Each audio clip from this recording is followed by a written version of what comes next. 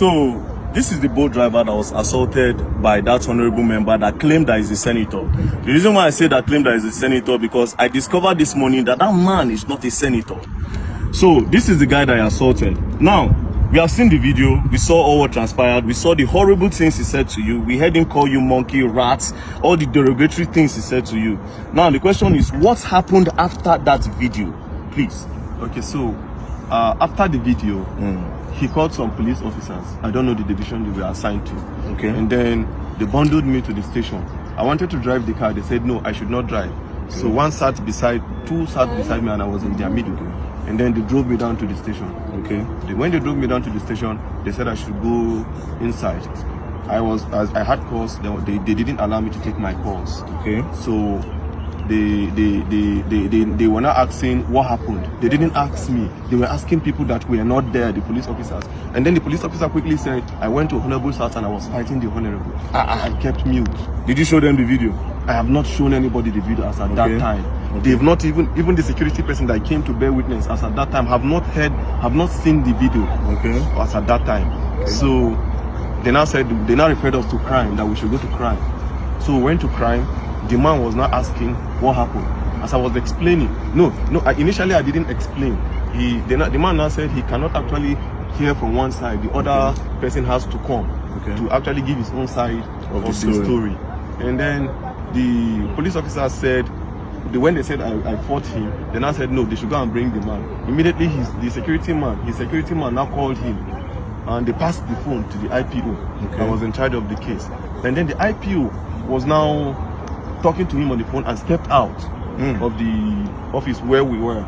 And after some time he came back and said he wants to go and do investigation at the Honorable's house. Okay, the IPO left you at the station. At the station. To go. Which station was this? Maitama police station. So it happened within Maitama. It happened within Maitama. Okay, so the IPO left you at the station and went to the Honorable's house. Okay. And then after they kept me there for over 2 hours. I was behind. I was at the counter. I was not detained though. They kept you behind the counter. They kept me behind the counter. And then after 2 hours plus, he came back.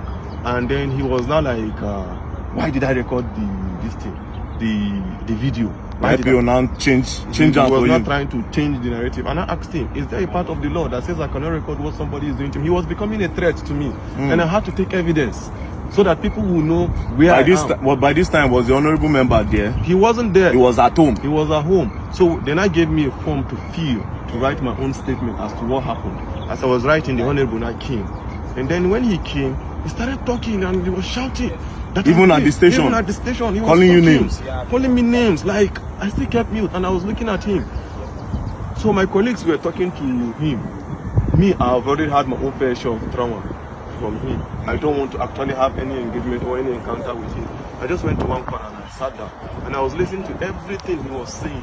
All the names he was calling me, you common boat driver, you're a poor man, you have pride in your poor, you have this, you have that. I kept mute. I said, so the problem you have now is a poor man cannot speak, that I'm in Nigeria and I shouldn't be treated as a foreigner in this country. As I'm from Delta State and I cannot be treated, I cannot have you treat me like a foreigner in my own. Now, when did you leave the station? I left the station at about, I think some minutes to 3 or so. Where's your car? My car is still at the station. So the police collected your car? They collected my car. And you left the station this morning? Yeah, I left the station. Was the honorable member detained? He wasn't detained. They let him go? They let him go. That's really, really sad. Now, I want to ask you a question. The woman that sent you that message, do you know her name? I didn't know her name per se. Do you know her business name? I don't know her business name. It was a request. But I think I checked from my boat app. I think the last request that came in when I tried calling from the app, it was, I think, Gloria. Yeah. Because she said something in that video. She said something like, and do you know who he is? She was also supporting him. That's why I'm asking you that if you know who she is. Now, what did you go and deliver to him? What even really happened? Just give me a brief summary of what happened before that video. Okay, before the video, I actually got a request on both. Okay. Right? I was closing already because I needed to resume work this morning at 8:30. Okay. So I was closing at 9:10. I said, let me just quickly go home so that I can have enough rest. So I got this request to Maitama. I felt it was a normal request. And then she told me, no, that it's not a request, that I'm picking something up from a garden. Okay. Right? From a garden. Which garden? I don't know the name of the garden. She just described the garden that after Kado roundabout, you will see one orange color container, and then there's a garden beside it. Okay. So I just quickly went there, parked. The girl just came without wasting time, brought the package, that it's a snail. I said, Snail? okay, snail, yeah. So she dropped it. It was the girl that brought it and dropped it on the seat. She understood that part. Okay. I was like, okay, there's no problem. I'm going. So on getting to the man's house, I called him. Oga, I'm at your gate. You know, I said, okay, I should give it to the security man. They gave it to the security man. The security man explained where the house address is. So I drove down to the house. On approaching, I called the man again. I said, Oga, I'm here. He now said, I'm not here. That if you're here, I will see you. So I drove. He now said I should park beside one car. When I parked beside the car, I saw him, but I didn't know he was the one. So I saw him seated few meters away from my car. So I greeted, good evening, sir. He didn't respond. Good evening, sir. He didn't respond. So I presume he is not the one that I'm supposed to deliver this thing to. Okay. And since he didn't answer, the next thing is for me to call the person that has this package. The next thing I dialed the person's number, and his phone rang. And then the next thing he was like, are you stupid? Are you mad? Are you a fool? Bring my stuff for me. So I was not happy at the way he talked to me because I was doing my professional job, right?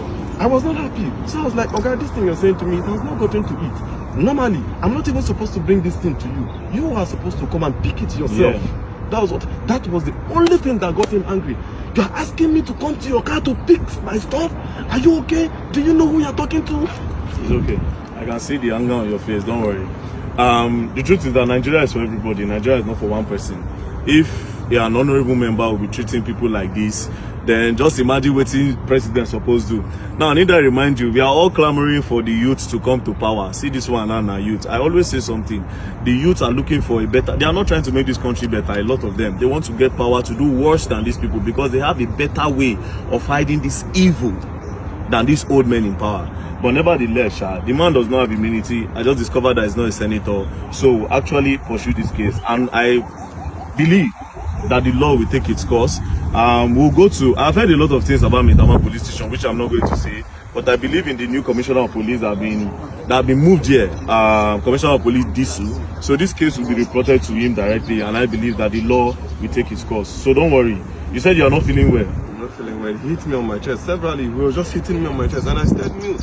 I was looking at him. So when he was becoming much of a threat to me, initially I did not record because I didn't go there with intention of fighting. If I went there with another motive, I would start recording from the very beginning. It was when he was becoming a threat, when he said he would pay 50 million naira and then they would delete me, and look at me, this hot cheat. He was just calling me all sorts of names. You pay 50 million and they will delete you. He will pay 50 million naira to somebody, to people, and then they will kill me and nobody will say anything. And when I noticed he was, this thing is becoming what I never expected, I quickly brought out my phone and you recorded. And I started recording. Don't worry, we'll go and write a petition and we'll take it on. Oh, Allah, more they go.